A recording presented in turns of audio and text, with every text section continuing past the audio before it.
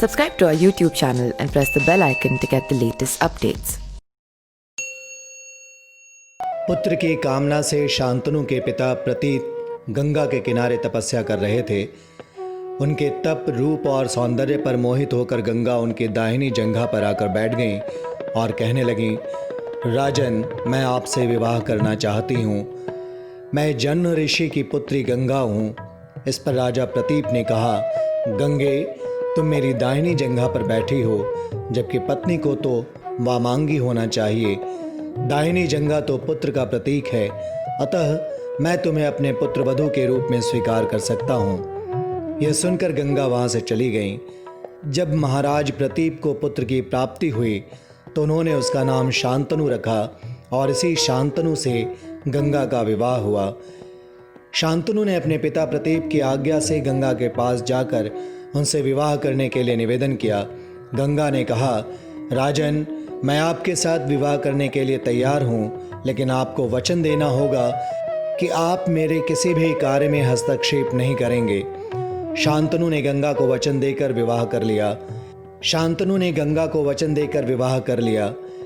गंगा के गर्भ से महाराज शांतनु को 8 पुत्र हुए, जिनमें से 7 को गंगा ने गंगा नदी में ले जाकर बहा दिया।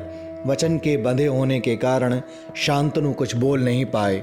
जब गंगा का 8वां पुत्र हुआ तो वो उसे भी नदी में बहाने के लिए ले जाने लगीं, तो राजा शांतनु से नहीं रहा गया और उन्होंने इस कार्य को करने से गंगा को रोक दिया। गंगा ने कहा, राजन, आपने अपनी प्रतिज्ञा भंग कर दी है, इसलिए अब मैं आपके पास नहीं रह सकती। इतना कहकर गंगा वहां से अंतर्ध्यान हो गई। महाराज शांतनु ने अपने उस पुत्र को पाला पोसा और उसका नाम देवव्रत रखा। देवव्रत के किशोरावस्था में होने पर उसे हस्तिनापुर का युवराज घोषित कर दिया। यही देवव्रत आगे चलकर भीष्म कहलाए। एक बार द्यू नामक वसु ने वशिष्ठ ऋषि के कामधेनु का हरण कर लिया। इससे वशिष्ठ ऋषि ने द्यू से कहा कि ऐसा काम तो मनुष्य करते हैं, इसीलिए तुम 8 वसु मनुष्य हो जाओ। यह सुनकर वसुओं ने घबराकर वशिष्ठ जी से प्रार्थना की, तो उन्होंने कहा कि अन्य वसु तो वर्ष के अंत होने पर मेरे श्राप से छुटकारा पा जाएंगे, लेकिन इस द्यू को अपनी करनी का फल भोगने के लिए 1 जन्म तक मनुष्य बनकर पीड़ा भोगनी होगी। यह सुनकर वसुओं ने गंगा जी के पास जाकर उन्हें वशिष्ठ जी के श्राप को विस्तार से बताया और प्रार्थना की कि आप मृत्युलोक में अवतार लेकर हमें गर्भ में धारण करें और ज्यों ही हम जन्म लें हमें पानी में डुबो दें। इस तरह हम जल्दी से सभी मुक्त हो जाएंगे। गंगा माता ने स्वीकार कर लिया और वो युक्तिपूर्वक शांतनु राजा की पत्नी बन गई और शांतनु से वचन भी लिया।